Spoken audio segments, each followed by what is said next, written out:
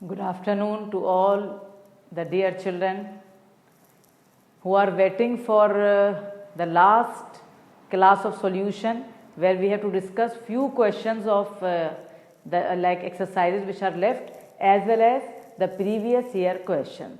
So as I told you in the previous class that the chapter is over. From before 2 lectures the chapter was over, but only the thing is that I want to give you extra, even I want to give you the exact picture of how we will take any chapter, है ना. So as you know, first we have taken the theoretical part, in between we have solved all the numericals of the particular topic, then the remaining one of in-text question, then the one which are at the back in exercise, like each and every question, and then the previous year also, that you will be able to understand कि भाई ये हमने ख़त्म किया तो previous year के question हमसे बन रहे हैं कि नहीं. तो अभी थोड़े से क्वेश्चन 2-3 अभी बचे थे जो अच्छे वाले, वो कर लें अपन, एंड उसके बाद फिर आगे आपको प्रीवियस ईयर के भी मैं दे रही हूँ. तो पहला जो क्वेश्चन आपका है बेटा, आप सब लिख लो. ये बहुत ही अच्छा क्वेश्चन है. इस क्वेश्चन के अंदर ये न्यूमेरिकल नहीं है, but it is a very very good question. So can you right the question fast. The depression in freezing point of water, the depression in freezing point of water, depression in freezing point of water observed for the same amount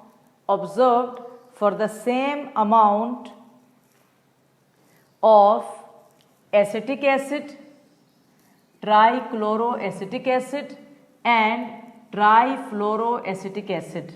So again, the depression and freezing point of water observed for the same amount of acetic acid, trichloroacetic acid and trifluoroacetic acid increases in the order given above.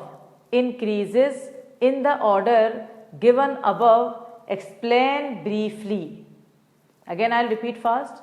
The depression and freezing point of water observed for the same amount of 3 acids they have given, for the same amount of acetic acid. The other one is trichloroacetic acid, and the third one is trifluoroacetic acid. These 3 acids increases in the order given above.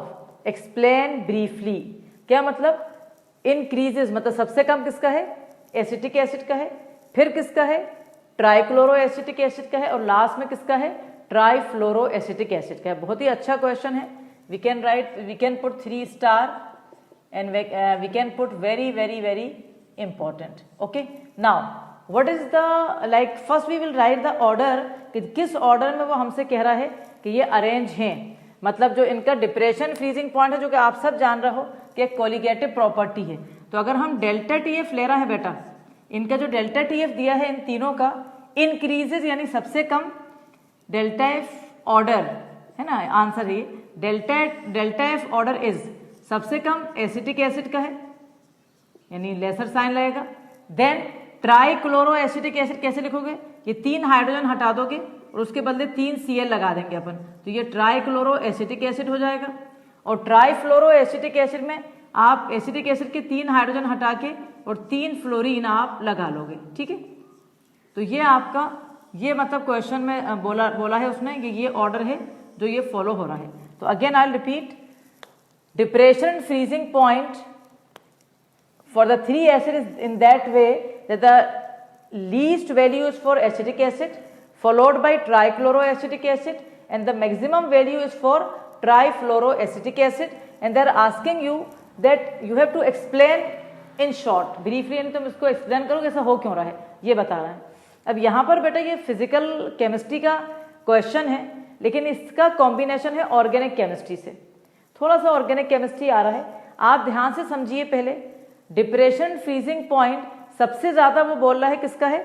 ट्राइफ्लोरोएसिटिक acid का सबसे ज़्यादा बोल रहा है, मतलब सबसे ज़्यादा ionisation उसी का हो रहा है. This is the meaning of this, क्योंकि जितने ज़्यादा वो आयंस देगा उतने ही कोलिगेटिव प्रॉपर्टी बढ़ेगी, यानी डेल्टा टीएफ बढ़ेगा. तो क्यों वो सबसे ज़्यादा आयन दे रहा है? क्योंकि सबसे स्ट्रॉन्ग एसिड है. अब क्वेश्चन आ रहा है कि वो सबसे स्ट्रॉन्ग एसिड क्यों है? क्योंकि उसके अंदर 3 फ्लोरीन एटम्स लगे हैं. लास्ट ईयर हमने 11 में पढ़ा था एक चीज़, negative inductive effect. Negative inductive effect, अभी अपन डिटेल में नहीं जा सकते वहां, बस इतना समझाना चाहूंगी मैं कि नेगेटिव इंडक्टिव इफेक्ट के कुछ ग्रुप्स होते हैं। नेगेटिव इंडक्टिव इफेक्ट का मतलब होता है वो ग्रुप्स जो इलेक्ट्रॉन को अपनी तरफ खींचेंगे, इलेक्ट्रॉन विड्रॉइंग ग्रुप्स। तो जितना किसी भी एसिड में जितने माइनस आई ग्रुप ज़्यादा लगते जाते हैं उतना ही उसकी एसिडिक स्ट्रेंथ बढ़ती जाती है, यानी वो H पॉजिटिव आसानी से दे देता है। अब इसका एक दफ़ा मैं अलग से समझा देती हूँ तुम्हें, लिखेंगे अपन बाद में, मैं तुम्हें ऐसे समझा रही हूँ। जैसे ये कार्बन है, इससे ये कितने फ्लोरीन लगे हैं बेटा, 3 फ्लोरीन आपके ये लगे हैं इससे, ठीक है। ये C डबल बॉन्ड O है, ये O है, ये H है, ठीक है। हमारा पर्पस ये है कि H बाहर जाए, जब भी नंबर ऑफ पार्टिकल्स बाहर आएंगे। तो ये जो इलेक्ट्रॉन विड्रॉइंग ग्रुप हैं इनको हम कैसे बता रहे हैं, ये देखो, ये एरो देखो, ये इलेक्ट्रॉन खींच रहा है, ये सब एरो से दिखा रहा है कि ये फ्लोरीन जो है वो क्या कर रहा है, इलेक्ट्रॉन को खींच रहा है, ये सब इलेक्ट्रॉन खींच रहे हैं। और ये खींच कैसे रहा है, यहाँ जब ये तीनों ग्रुप इलेक्ट्रॉन विड्रॉ करेंगे तो यहाँ से पूरी चेन जो है वहां से इलेक्ट्रॉन विड्रॉ इस साइड हो रहे होंगे, मतलब ये पूरा ये जो OH का बॉन्ड है ये इधर खींच रहा होगा, तो removal of hydrogen become easier. समझ आई? तो when ever any minus I group is attached with any carboxylic acid the acidic strength of that acid increases. तो सबसे ज्यादा एसिडिक नेचर ये है, मतलब सबसे ज्यादा आयोनाइजेशन इसका होगा, यानी सबसे ज्यादा नंबर ऑफ पार्टिकल्स इसमें से निकलेंगे। और delta TF is a colligative property, so it depends upon the number of particles, hence delta TF is maximum for trifluoroacetic acid. कितना बढ़िया क्वेश्चन है जिसमें कॉम्बिनेशन है किसका, ऑर्गेनिक और फिजिकल का, लेकिन बहुत ही अच्छा क्वेश्चन है ये बुक का। तो अब आप एक काम करें, पहले आपने ये ऑर्डर लिख लें, है ना, आंसर में पहले ये ऑर्डर लिखें, फिर मैं पूरा डिक्टेट करवा रही हूँ आंसर, बहुत अच्छी तरह सिस्टमेटिक वे में डिक्टेट करवा देती हूँ ये वाला। तो आप पहले ये लिख लें, delta TF order is fast CH3COOH lesser than CCl3COOH lesser than CF3COOH, ठीक है, ये बना लें, मतलब ये लिख लें। अब आप सब मेरे साथ न्यू लाइन से लिखेंगे, जल्दी से स्टार्ट करें। Trifluoroacetic acid, trifluoroacetic acid is the strongest acid among the following, मतलब इन तीनों में ट्राइफ्लोरोएसिटिक acid is the strongest acid among the following as it contains, या it has, as it has 3+ fluorine atoms, as it has 3+ ऐसे लिखेंगे, +I अपन, how we write, plus और capital I, as it has 3+I fluorine atoms means electron withdrawing atoms, means electron withdrawing atoms, as it has 3-I fluorine atoms means electron withdrawing atoms, comma. So OH bond, ये अभी बना भी लेना, इसके बाद में जब ये मैं खत्म करूंगी फिर ये बना लेना। So O डैश कर दो, O dash, OH bond weaken, OH bond weaken and removal of H positive become easier, and removal of H positive become easier, removal of H positive become easier, OH bond weaken and removal of H positive become easier, hence it is the strongest acid, hence it is the strongest acid. Clear? It is the strongest acid, comma, greater the number of ions, greater the number of ions produced, greater the number of ions produced, more is the colligative property, greater the number of ions produced, greater the number of ions produced, more is the colligative property. More is the colligative property. After this, you please draw this structure fast. Hurry up, children. After this, you have to draw this structure showing the arrows which shows the electron withdrawing effect. Which shows the electron withdrawing effect. So a very good question. और जैसे अगर आपको knowledge के लिए मालूम होना चाहिए कि जो माइनस आई उसे तो ऑर्गेनिक पढ़ी हुई है पूरी, और अब जब फिर से पढ़ेंगे अपन तो ये सब चीज़ें फिर से रिपीट होंगी उसमें। लेकिन अभी जैसे आज के इस क्वेश्चन के लिए order of minus I group halogen का बताया हूँ मैं। सबसे ज़्यादा स्ट्रॉन्गेस्ट फ्लोरीन है, फिर क्लोरीन है, देन ब्रोमीन है, देन आयोडीन है। तो if anyone want you can write anywhere in your copy that order of minus I group for halogen is F, then Cl, then Br, then I. So this is all about the first question, and I think that you have finished this also. So now we can say that the first question is over. After finishing the first question, now all of you start writing the next question that will be a numerical.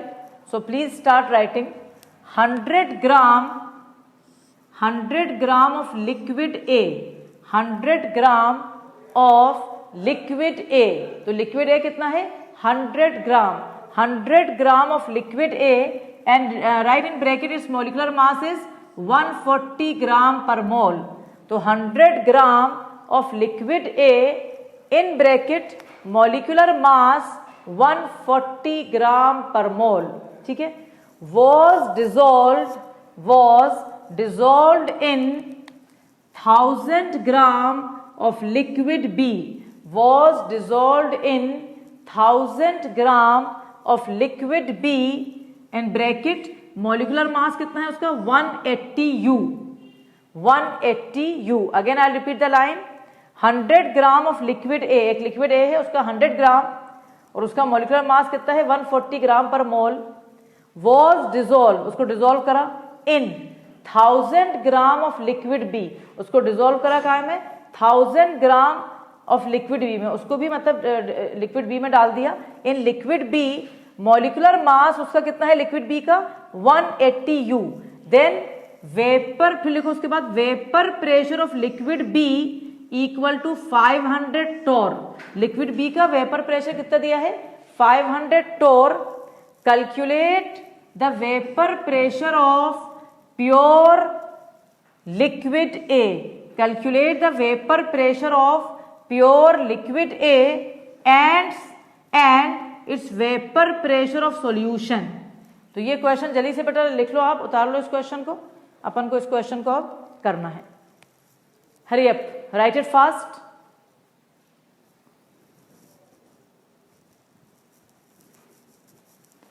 नवेश sir, मुझे अभी 25 minute लगेंगे, 25 minutes लगेंगे, आपने कुछ बताया नहीं। Have you finished writing the question? Done? So 100 gram of liquid A, molar mass 140 gram per mole, was dissolved in 1000 gram of liquid B, molar mass 180 U, vapor pressure of liquid B 500 torr, and asking the vapor pressure of pure liquid A and vapor pressure of solution and its vapor pressure, मतलब liquid A का vapor pressure चाहिए liquid A वाले का, यानी PA मांगा है, PA मांगा है और क्या मांगा है प्योर, मतलब calculate the vapour pressure of pure liquid A, P not ए मांगा है और पी ए मांगा है, ये क्वेश्चन है। तो अननोन पता होना चाहिए हमें मांगा क्या है। मैं ऊपर आपको इसको सॉल्व करेंगे, अपन यहाँ ऊपर करेंगे, ये वाला आपका हो चुका होगा। So I will rub this and we will solve the numerical here. So I hope that you have finished writing. तो 100 gram of liquid A, let us write the data which are given to us. 100 ग्राम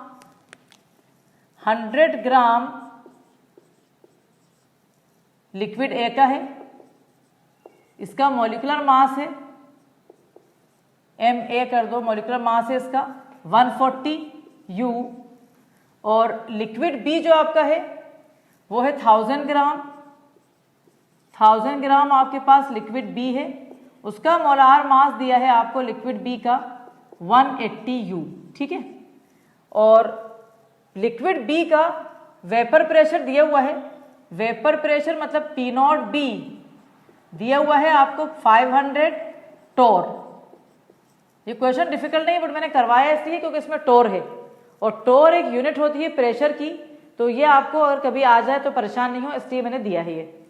और मांगा क्या है हमसे, हमसे मांगा है P0A, ये हमारा अननोन है और हमारा PA भी जो है वो हमारा अननोन है। तो जल्दी से आप जो नॉन क्वांटिटीज हैं और अननोन क्वांटिटीज हैं वो आप बहुत तेज लिख लें ताकि फिर अपन क्वेश्चन को कर लें अपना। और यहाँ पर हम अब याद रखेंगे कि हमें कौन सा फॉर्मूला लगाना है, हमें यहाँ लगाना है फॉर्मूला P टोटल वाला, और वो फॉर्मूले के लिए लेकिन हमें XB निकालना पड़ता है, तो वो हम निकाल लेंगे, XA और XB हम अभी निकाल लेते हैं। तो पहले हम number of moles of A निकालेंगे। सबसे पहले number of moles of A जो कि 100 डिवाइड बाई 140 होएगा और number of moles of B जो कि 1000 अपॉन 180 होएगा, ठीक है। तो number of moles of A निकाल लिए और number of moles of B निकाल लिया। इस तरह से मेरे पास मोल फ्रैक्शन आ जाएगा and I will write the formula then of P total. What is the formula of P total? Equal to P0A plus bracket, बहुत पहले पढ़ाया था लेकिन याद हो गए क्योंकि सबको रट गए होंगे फॉर्मूलाज, इनटू XB, करेक्ट। तो टोटल प्रेशर का फॉर्मूला क्या है? P0A plus P0B minus P0A into XB। P total is given to us, कितना दिया है हमें P टोटल उसने? Vapour pressure of liquid B, calculate the vapour pressure of pure liquid A। I think one thing is missing in the question, 1 minute. 100 gram of liquid B, calculate the vapor pressure, if the one line is missing, if the total vapor pressure is 474.5 torr, the in numerical one line is missing, if the total vapor pressure is 475 torr, please write this line in the numerical, this was missing. If the total vapor pressure is 475 टोर, अगर total vapour pressure इतना है तो फिर हमें आप मतलब निकालना पड़ेगा, ठीक है। तो ये प्लीज आप देख लें एक दफा, ये अभी मिसिंग था क्वेश्चन में, ये देखा नहीं था अपन ने। Understood, done. अब आपको निकालना है मोल फ्रैक्शन। तो मोल फ्रैक्शन का जब आप करेंगे तो यहां पर मैं डायरेक्ट सब्स्टिट्यूट कर रही हूं क्योंकि अब ये तुम लोग अपने आप कर लेना क्योंकि अपन थोड़ा जल्दी टाइम मतलब वेस्ट नहीं करना चाह रहे। तो ये टोटल प्रेशर 475 है, P0A मुझे निकालना है, ठीक है, प्लस P0B मेरा कितना है? P0B I have 500 minus I will check the XB। अच्छा, यहां पर एक काम और कर सकते हैं, मैं इसको एक और तरीके से कर सकते हैं क्योंकि ये वाला फॉर्मूला बिल्कुल 100% सही है, लेकिन यहाँ पर प्रॉब्लम क्या आएगी बेटा कि ये P0A और यहाँ भी P0A, दो अननोन हो जाएंगे तो आप बहुत परेशान हो जाओगे। तो ये फॉर्मूला में गलती बिल्कुल नहीं है, बिल्कुल गलत नहीं है, बट अपन एक और फॉर्मूला ले सकते हैं जो मैंने आपको पढ़ाते टाइम डेरिवेशन में करवाया था, वो ज्यादा ईजी रहेगा। यहाँ याद है वो फॉर्मूला? क्या था वो फॉर्मूला? देखो, P total equal to P0A XA plus P0B XB। अगर इससे करोगे ना ज्यादा इजी रहेगा क्योंकि P0A खाली अननोन रहेगा और जो अभी लिखा था फॉर्मूला उसमें 2 दफा P0A आएगा तो आपका क्वेश्चन डिफिकल्ट हो जाएगा, इसलिए अपन ये वाले से कर लेते हैं। तो P टोटल इक्वल टू 475 है, यहाँ only P0 is your unknown into, अभी मैंने करा नहीं है लेकिन आप करके देख लेना, डिवाइड करना है और मोल फ्रैक्शन निकालना। 0.114 है ये XA, 0.114 प्लस P0B हमारा 500 था इंटू XB जो हमने निकाला है वो है 0.886, ठीक है। तो आप ये कहोगे मैडम वो वाला फॉर्मूला से, उस फॉर्मूले से भी कर सकते हो, पर उस फॉर्मूले में P0A plus P0B minus P0, it will be very difficult to detect 2 the times P naught A is there. So smartly you can use this formula which is also correct. और यहाँ सब चीज आपको निकाल सकते हो, ये कोई बड़ी बात नहीं है. Na निकाल लोगे nb तो x A equal to na upon na plus nb करोगे, फिर 1 माइनस x से करके xb भी आ गया. तो जब ये करा हमने पूरा मल्टीप्लीकेशन और डिवीजन, मतलब मल्टीप्लीकेशन और सब कुछ सब्सट्रैक्शन करके, तो ये आ रहा है हमारा 280.7 टोर. तो what is the answer of P not A? 280.7 torr. Now I want to explain to you one very very important thing.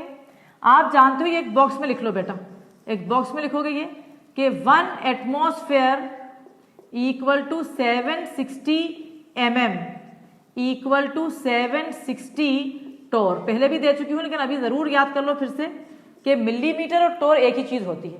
mm और टोर में कोई भी डिफरेंस नहीं है. तो 760 mm कहो या 760 टोर कहो, बोथ आर एग्जैक्टली सेम. तो आंसर टोर में आ गया. अब हमारा पी नॉट ए आ गया, लेकिन हमसे उसने लिक्विड ए का वेपर प्रेशर पूछा है, साथ में vapour pressure of its solution. It's solution यानी पी ए का वेपर प्रेशर. तो इसका फॉर्मूला क्या है? राउल्ट्स वाला P not A into x A. Direct है ये. पी नॉट ए आप निकाल चुके हैं, तो पी ए आपका आ जाएगा, पी नॉट ए आप सब्स्टिट्यूट करेंगे 280.7 multiply by x A that is 0.114. और बी वेरी केयरफुल, जब भी कोई न्यूमेरिकल का वैल्यू दूसरे पे डिपेंड होती है तो उसको सही निकालना. जैसे कोई बच्चा अगर 280.7 सही नहीं निकालेगा तो उसका सेकेंड आंसर भी गलत आएगा. इसलिए अपन बहुत ध्यान से यहाँ निकालेंगे and you will be getting 32 टोर. यहाँ 32 टोर आ रहा है. ये 280.7 पी नॉट ए है और पी ए आपका आ गया 32 torr. Question is direct, not difficult. Only one thing is smartly जब बच्चा करेगा कि ये वाला फॉर्मूले से जल्दी कैलकुलेशन हो जाएंगे. दूसरी बात उसको ये मालूम होना चाहिए कि टोर का मतलब क्या है. तो please finish the question very fast, don't waste the time in it, क्योंकि अभी एक नेक्स्ट क्वेश्चन आएगा जो कि बहुत ही अच्छा क्वेश्चन है. Very good question. We will be solving the next question now. So I will rub this and then will start writing the next question.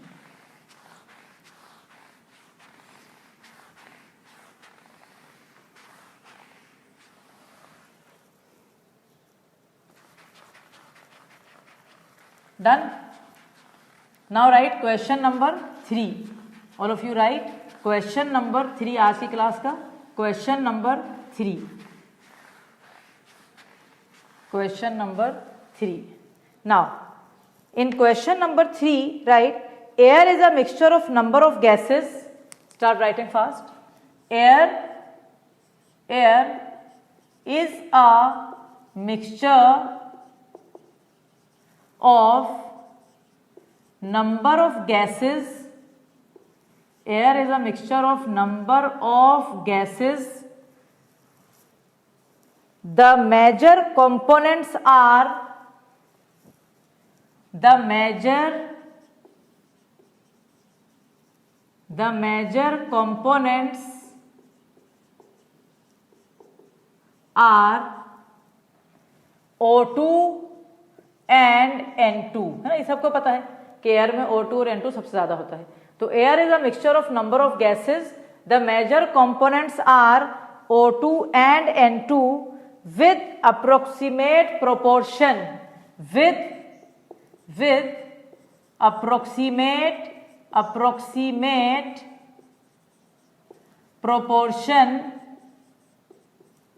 approximate proportion of 20% to 79%.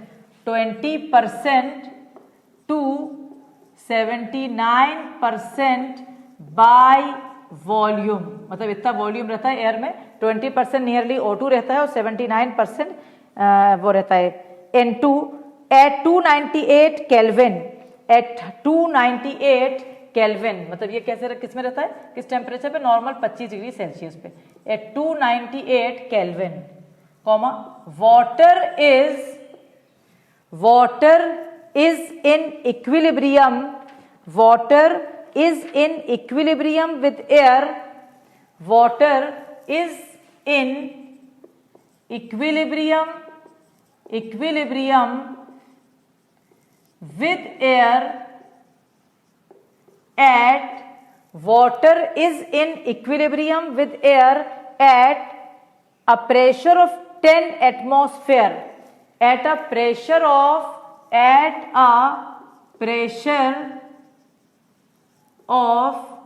10 atm atmosphere at 298 Kelvin, at 298 Kelvin.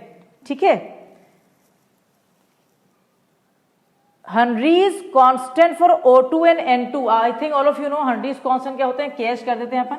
KH for O2 and N2 are. KH for O2 and N2 are 3.3 into 10 to power 7, 3.3 into 10 to power 7, 3.3 into 10 to power 7 and 6.51 into 10 to power 7. एक का 3.3 into 10 to power 7 है और एक का 6.51 into 10 to power 7 mm millimetre है बेटा, mm respectively, mm respectively, mm, be very careful, mm. Calculate the composition of these gases, calculate the composition of these gases in water, in water. क्या बढ़िया question है. in water, बिल्कुल नया question, नया idea है उसका थोड़ा, और बहुत अच्छा क्वेश्चन है. Put again 3 star. ये अभी तक आया भी नहीं है. काफी चांस है कि किसी भी कॉम्पिटिटिव एग्जाम में भी या बोर्ड एग्जाम में आ सकता है. मैं रिपीट करूंगी क्वेश्चन को, आप मेरे साथ साथ जिसका छूटा है लिख लें. Air is a mixture of number of gases, सबको पता ही. Air is a mixture of number of gases. The major components are, ज्यादा मतलब मेजर क्या है उसमें, O2 and N2. This all of us know. The major components are O2 and N2 with approximate proportion of 20% यानी O2 to 79% by volume at 298 Kelvin. मतलब 20% air में by volume O2 है और नियरली 79% N2 है. आप कहोगे बाकी क्या है 1%, तो और डिफरेंट गैसेज हैं जो. Water is in equilibrium with air, air से वाटर इक्विलिब्रियम में है. At a pressure of 10 atmosphere, मतलब वाटर एयर से इक्विलिब्रियम में है 10 एटमॉस्फेयर प्रेशर पे एट 298 केल्विन. 298 केल्विन पे वाटर जो है वो एयर से इक्विलिब्रियम में है. KH for O2 and N2, O2 का KH ये है और N2 का KH ये है 6.51. ये asking what? Calculate the composition of these gases in water. Calculate the composition of these gases in water. अब यहां पर जब ये क्वेश्चन आया सपोज एग्जाम में और हमें परेशानी हुई कि यार हम करेंगे कैसे, तो हम इतना ज्यादा टेंशन नहीं लेंगे. पहली बात तो जैसे ये एटमॉस्फेयर और ये mm, तो ये तो कोई बड़ी बात नहीं है. हम सब जानते हैं कि 1 एटमॉस्फेयर में 760 mm होता है. This much like I know that you know it. और नहीं पता तो लिखवा देंगे अभी. और अब ये मतलब अननोन क्या है, calculate the composition of these gases, मतलब हमें पार्शियल प्रेशर निकालना है बेटा इन गैसेस का. What we want to detect partial pressure of these gases. और पार्शियल प्रेशर का शायद तुमने पढ़ा हुआ है. कहां पढ़ा है? Henry's law. ये हेनरीज लॉ का क्वेश्चन है टेढ़ा करके. पार्शियल प्रेशर इक्वल टू बताओ KH इंटू एक्स. याद आया? KH दिया हुआ है, मोल फ्रैक्शन निकालना है. तो अब हम स्टार्ट करेंगे. आप एक मेरे साथ एक लाइन लिखें सब लोग जल्दी से. Our aim is to determine the partial pressure of O2 as well as N2. Our aim is to determine the partial pressure of O2 as well as N2. ठीक है, ये हमारा एम है. पूरे क्वेश्चन में हमें पहले पार्शियल प्रेशर निकालना है, उसके बाद मतलब एक्स हम निकाल ही लेंगे पहले, तो हमें पार्शियल प्रेशर मिल जाएगा. KH हमें ऑलरेडी दिया हुआ है. तो हम स्टार्ट ऐसे करेंगे जैसे उसने कहा कि O2 और N2 इतने प्रोपोर्शन में है बाई वॉल्यूम. हमें वॉल्यूम एग्जैक्ट उसने दिया नहीं है, तो हम ये एज्यूम कर लेते हैं कि टोटल वॉल्यूम मेरे पास V है. उसमें से हम निकाल लेंगे O2 का परसेंट कितना है और N2 का। ठीक है, तो आप लिखो पहले मेरे साथ एक line, suppose the total, answer में ऐसे स्टार्ट करेंगे अपन, suppose the total volume is V। ठीक है, हम टोटल वॉल्यूम कितना मान रहे हैं बेटा, V। तो right, suppose the total volume of air कर दो, ऑफ एयर इज V। ठीक है, हेंस वॉल्यूम ऑफ O2 कितना है, O2 20%, 20/100 इंटू V, यानी कितना हो जाएगा 0.2 V, मतलब एयर का टोटल वॉल्यूम जो है उसमें से ऑक्सीजन 0.2 V है।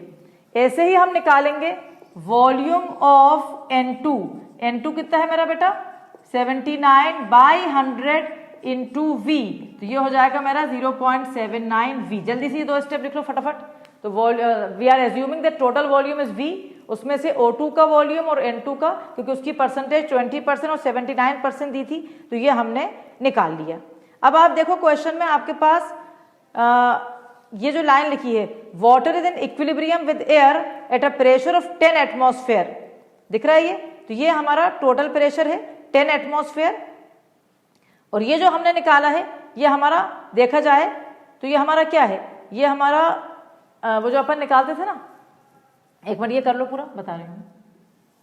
जैसे आपको पार्शियल प्रेशर ऑफ O2 निकालना है अकॉर्डिंग टू डेल्टन्स लॉ पढ़ा था। पार्शियल प्रेशर क्या कहता है, वो equal to total pressure into mole fraction, याद आया? तो वो वाला फॉर्मूला, मतलब दो फॉर्मूलाज लग रहे हैं, एक हेनरीज का लगेगा बाद में, जिसमें पार्शियल प्रेशर इक्वल टू क्या बताओ, KH इंटू एक्स, और एक लगेगा डेल्टन वाला, ये जो अभी लगा रही हूं मैं डेल्टन वाला है, partial pressure of O2 equal to total pressure, मैं लिख भी देती हूं formula, total pressure into mole fraction.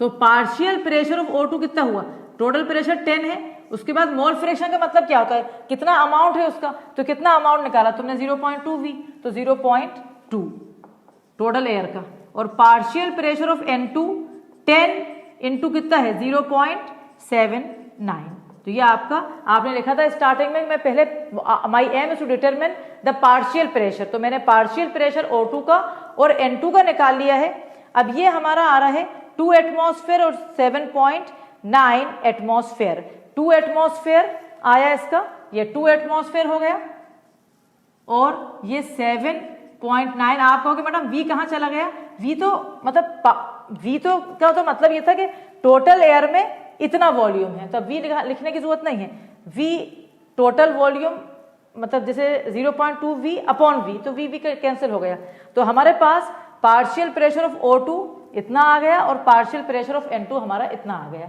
इसके बाद आपसे पूछ क्या रहा है वो, कॉम्पोजिशन, यानी आपसे मोल फ्रैक्शन पूछ रहा है, तो अब आपके लिए कोई डिफिकल्टी है ही नहीं, क्योंकि आपको O2 का भी उसने केस दिया हुआ है और N2 का भी पार्शियल प्रेशर आपके पास है, आप मोल फ्रैक्शन आसानी से निकाल लेंगे। So the next step, have you finish this of course, so I will rub this part and we will complete the question in this here. So right now the Henry's formula, first we have taken the Dalton's law of partial pressure, now I am taking Henry's law, so I will write ऐसे लिखो, according to, ऐसे करो ताकि पता रहे कौन सा use कर रहे हैं, according to Henry's law partial pressure of O2 equal to KH into mole fraction of O2. So mole fraction of O2 equal to partial pressure of O2 upon KH. Partial pressure of O2 we have taken 2 upon KH कितना दिया हुआ है, देखो KH दिया है आपको 3.3 into 10 to power 7, but the value is mm, और ये एटमॉस्फेयर में है, तो 1 एटमॉस्फेयर में कितना होता है mm, 760 से मल्टीप्लाई करना पड़ेगा, और कॉपी में एक जगह कहीं लिख लो, यहाँ लिख देती हूँ, वो भी बॉक्स में भर लो अगर किसी को याद नहीं है, कि 1 एटमॉस्फेयर इक्वल टू 760 mm, अभी लिखा भी था मैंने। आप देख लो क्या लेवल के क्वेश्चन अपन कर रहे हैं अपने क्लासरूम में, और जो भी बच्चा जरा भी समझदार है उसको पता है कि क्या लेवल मेंटेन करना चाहिए, जब भी जाके 95 अबव आते हैं। ऐसा थोड़ी आपने उठा के कह दिया कि हाँ हम कुछ भी पढ़ लेंगे और आ जाएगा, हम अपने आप कोर्स खत्म कर लेंगे। इतना स्मार्ट कोई नहीं होता बेटा, हम अपने आप सब कुछ कर लेंगे, या हम मतलब खाली एनसीईआरटी बगैर समझे पढ़ लेंगे तो कुछ नहीं होने वाला, या खाली थ्योरी पढ़ लेंगे। आपको पूरा डेप्थ में जाना पड़ेगा। जिस तरह से मैं पढ़ा रही हूँ, कितनी छोटी छोटी चीजें हैं, पर वो गलती करोगे तो नंबर हाथ से चला गया, क्वेश्चन पूरे चला जाता है। तो please remember always the units are very very important to remember. इसका मैंने आंसर नहीं निकाला है, तुम लोग बाद में निकाल लेना, क्योंकि टाइम भी अभी वेस्ट नहीं कर रहा है। अब मोल फ्रैक्शन ऑफ N2 जो है उसमें भी क्या हो जाएगा, कितना है मोल फ्रैक्शन ऑफ N2? 7.9। इसको भी आप 760 से मल्टीप्लाई करोगे mm में कन्वर्ट करने के लिए, ये अपन ने mm में कर दिया था, upon its kh 6.51 into 10⁻7। NCERT का क्वेश्चन है। आप कहोगे मैडम आप हमें तो पता नहीं क्या क्या करवाई जा रही है, ऐसे मैं कुछ नहीं कर रही, मैं सिर्फ एनसीईआरटी के क्वेश्चन इस वक्त मैं बहुत सेटिस्फाइड हूं और बहुत ही ईमानदारी से अपना काम मैंने करा है कि मैंने हर क्वेश्चन करवा दिया है। And this is my style, and this is the reason that the children, thank God, getting very very high percentage in my subject, और उसके बाद वो जाके हमेशा अमीना मिस को याद करते हैं। तो ये आप जल्दी से कंप्लीट कर लो, और इस तरह से आपको तकरीबन मैंने सारे क्वेश्चन मुझे लग रहा है करवा दिए हैं। बहुत ही अच्छे अच्छे क्वेश्चन थे, ये हर क्वेश्चन अपन ने कर लिया है। अब अपन प्रीवियस ईयर के थोड़े से क्वेश्चन, क्योंकि तकरीबन सब कुछ हमें आता है, तो हम प्रीवियस ईयर के क्वेश्चन करेंगे नहीं, हमसे पढ़ के सुनाएंगे आपको, कि आपको खुद पता चल जाएगा कि प्रीवियस ईयर हमसे बिल्कुल हमारे हाथ में यूँ रखा हुआ है। प्रीवियस ईयर हमारे लिए कोई भी डिफिकल्टी नहीं है after having the chapter in this way. Done my dear children, all of you done? Okay, let us I will read few questions, सुनो ध्यान से। पहला क्वेश्चन कह रहा है, mention a large scale use, लिखो नहीं अभी, पहले सुन लो। मेंशन, ये सब थ्योरी वाले हैं। Mention a large scale use of reverse osmosis. Hurry up, who will give the answer? Mention a large scale use of reverse osmosis. 1 mark का question आ चुका है ये बोर्ड में, मैं ईयर नहीं बता रही, बट ये 5-6 साल के अंदर के हैं। Mention a large scale use of reverse osmosis, जल्दी से कमेंट में लिख दो, अभी तक लिख चुके होगे। Have you written? Correct, desalination of sea water, correct, purification of water के लिए डीसैलिनेशन ऑफ सी वाटर, ये अपन लिख चुके हैं। फिर आया जैसे स्टेट हेनरीज लॉ, उसके बाद जैसे why the vapour pressure of solution of glucose in water is less than that of water. Why the vapour pressure of solution of glucose in water is less than of water, ये पूरा पढ़वाया हुआ है कि जब वही वाला non volatile solute को डालोगे सॉल्वेंट के अंदर, तो जो सॉल्वेंट के जो सरफेस में जो पार्टिकल्स हैं, वो पार्टिकल्स जो हैं वो उसमें सोल्यूट के पार्टिकल्स भी आ जाएंगे सरफेस पे नॉन वोलेटाइल, इसलिए वेपर प्रेशर डिक्रीज हो जाएगा। मतलब मैं सिर्फ ये बताना चाह रही हूँ, लिखवा नहीं रही हूँ, सारे क्वेश्चन करे हुए हैं, मैं सिर्फ आपको पढ़ पढ़ के सुना रही हूँ ताकि आपको पता रहे कि ये सारे पुराने क्वेश्चन आपको आ रहे हैं, इसमें कोई भी डिफिकल्टी नहीं है। एक और क्वेश्चन है, 2 लिक्विड है ए और बी, ये वाला अपन कर लेते हैं, ये वाला मेरे साथ लिख सकते हो आप। 2 liquid A and B, right, 2 liquid A and B boil at 2 liquid A and B boil at 2 liquid A and B boil at 145 degree Celsius, मतलब A का बॉइलिंग पॉइंट है, boiling point of A 145 degree Celsius and boiling point of B दिया हुआ है उसने 190 degree Celsius, 190 degree Celsius, which of them has a high vapor pressure at 80 degree Celsius? Which of them has a high vapor pressure at 80 degree Celsius? Which of them has a higher vapor pressure at 80 degree Celsius? देख लो अपने आप, खुद समझ में आ रहा है, जल्दी से कमेंट में आंसर लिखो। जो समझदार है वो, जिसको समझा हुआ है वो फटाफट लिख देगा। 2 लिक्विड है, एक ए है 145 डिग्री पे बॉयल हो रहा है, दूसरा 190 पे डिग्री पे बॉयल हो रहा है, किसका वेपर प्रेशर ज़्यादा है? 80 डिग्री तो इसे कंफ्यूज करने के लिए कहा है, किसका वेपर प्रेशर ज़्यादा है? यकीनन किसका वेपर प्रेशर ज़्यादा है? जिसका बॉइलिंग पॉइंट कम है। जो देर में बॉयल होएगा उसका वेपर प्रेशर ज़्यादा है, बहुत देर में वेपर आएंगे उसके। तो what will be the answer? Answer will be A. तो write the answer A, vapor pressure is greater when the boiling point is lesser. Vapor pressure is greater when the boiling point is lesser. एक और एक question लिख लो, बाकी तो सब numerical बहुत easy हैं, जो अपन ने करे हैं उससे अच्छे अपन ने मतलब कर लिए हैं न्यूमेरिकल्स। एक क्वेश्चन लिखोगे आप, y is delta TF of 0.1 m, ऐसा y is delta TF of 0.1 small m NaCl solution.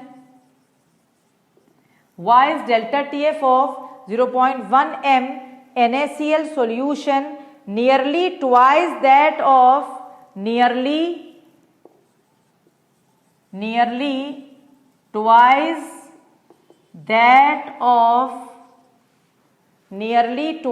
that of 0.1 m glucose solution. 0.1 m glucose solution.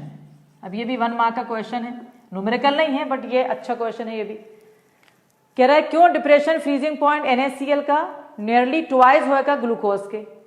खुद समझ में आ रहा है बेटा, NaCl एक इलेक्ट्रोलाइट है जो डिसोसिएट होएगा Na पॉजिटिव और Cl नेगेटिव में, तो I लगेगा यहां, तो उसका 2 मतलब फॉर्मूला क्या है देखो, we know the formula. What is the formula? Delta TF equal to I into KF into M। KF तो कांस्टेंट है, उससे कोई मतलब नहीं है। ये NaCl का जब हम करेंगे, जब हम NaCl का सब्स्टिट्यूट करेंगे तो डेल्टा TF इक्वल टू क्या हो जाएगा? I लेना पड़ेगा 2 because NaCl dissociate into what? NaCl will gives you what? Na positive plus Cl negative. So 2 into Kf into 0.1. While glucose क्या है आपका? ग्लूकोज क्या है बेटा? Non electrolyte. I think all of you know that glucose is non electrolyte. तो delta TF क्या हो जाएगा? खाली Kf इंटू 0.1। कितना बढ़िया क्वेश्चन है, मतलब डायरेक्ट से थोड़ा इनडायरेक्ट कर देते हैं बिल्कुल, लेकिन जो समझा हुआ है उसके लिए कोई भी न्यूमेरिकल मुझे नहीं लगता कि डिफिकल्ट होता है, बहुत ही इजी रहता है अगर आप समझे हुए हैं तो ये भी एक क्वेश्चन था। बाकी न्यूमेरिकल सारे अपन जो करें ना बेटा उससे ज़्यादा ही इजी या उसी लेवल के हैं, तो इसलिए अपन वो उसमें अपन टेंशन नहीं ले रहे हैं। एक और लिखो, अच्छा क्वेश्चन था एक और।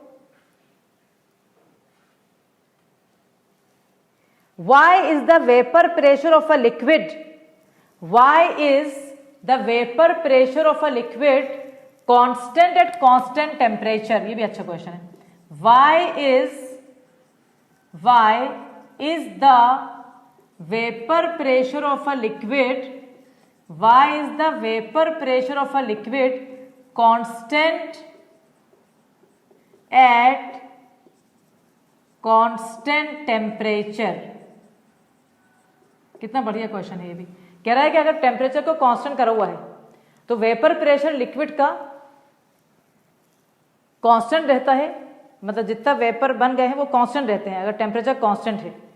क्यों? क्योंकि जब टेम्परेचर कांस्टेंट होता है तो रेट ऑफ इवेपोरेशन बराबर हो जाता है रेट ऑफ कंडेंसेशन, कि जितना इवेपोरेट हो रहा है उतना ही लिक्विड वापस आ रहा है, तो इसलिए वेपर प्रेशर कांस्टेंट रहेगा। तो write the answer of 1 mark question fast. because at constant temperature rate of evaporation equal to rate of condensation. Because at constant temperature rate of evaporation equal to rate of condensation.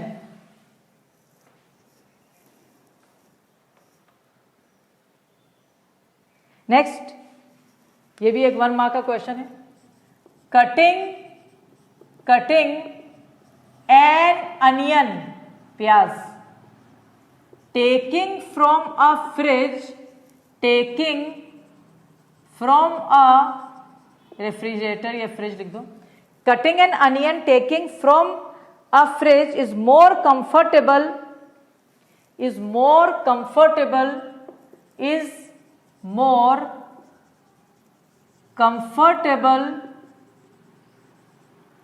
as cutting